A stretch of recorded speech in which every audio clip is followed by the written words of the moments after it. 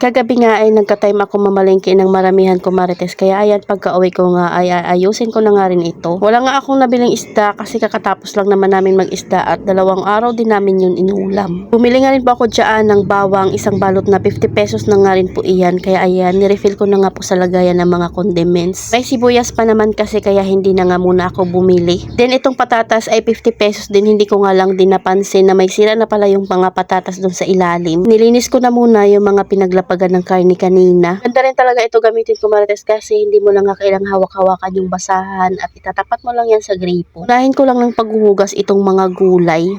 Bumili pala ako nitong repolyo kasi magsisinabawan nga kami ngayon ng pork chop. Tanggal ko lang yung mga pinakaunang balat, yung parang may bulok na or itim-itim. Itong mustasa naman ay lalagyan ko pala ito ng itlog dahil favorite nga po namin ito ng may itlog. 15 pesos na nga rin po pala yung isang tali niyan, dati nga ay 10 pesos lang. 3 tali na nga yung binili ko kaya nasa halagang 35 pesos din iyan. Kailangan din talaga natin ng gulay sa ating katawan. Pa talaga ako dito sa binili ko ngang ref organizer dahil yung mga tubig nga po na hinugas na or yung mga tulo nila ay hindi na humahalo sa kanila. Yung mga color white dyan na nakalagay ay nakaangat nga po iyan. Ilalagay ko na nga rin po yung gulay dito para hindi na nga po ito mabasa at dun ko lang naman sa babang ref ilalagay dahil hindi naman nga po namin kaagad ito mauulam kinabukasan pa. Bihira lang kasi ako makakita ng mustasa ko marites. Madalas kasi ay petsa yung nakikita ko. Kaya pag lumalabas talaga ako sa palengke ay bumibili ako nito. Yung repolyo naman ko marites, nabili ko nga lang po iyan ng 29 pesos. Kaya medyo napamura nga ako dito. Then after ko nga mahugasan yung gulay, ligpitin ko lang yung mga kalat at hugasan ko nga po yung mga hugasan na nakalagay dito. 2 baso lang naman ito at 1 kutsara. 2 ko kasing anak ay may kanya-kanya na silang gawain. Yung bunso ko nga ay sa paghuhugas. Sa panganay ko naman ay madalas siyang nagbabantay sa tindahan at nagsasa natamad na nga kami magluto ng ulam, madalas ay siya na yung nagluluto. Sabi ko nga sa inyo ay mga sanay nga po yan sa mga gawaing bahay.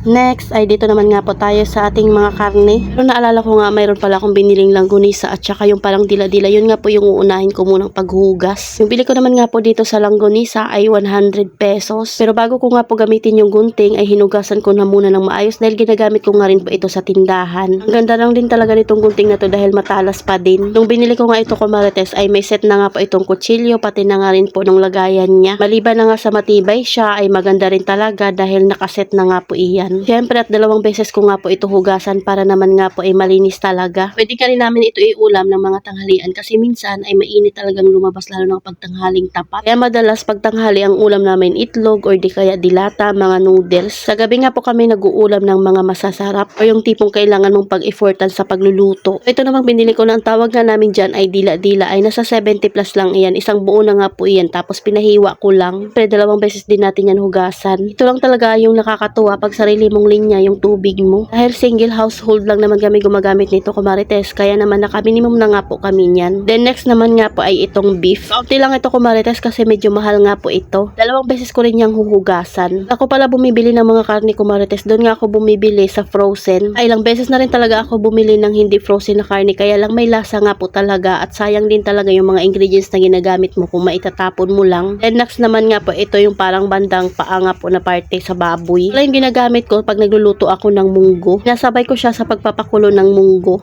Pero kalahati lang ang ginagamit ko niyan dahil hinahaluan ko naman ng chicharon at gulay yung niluluto kong munggo.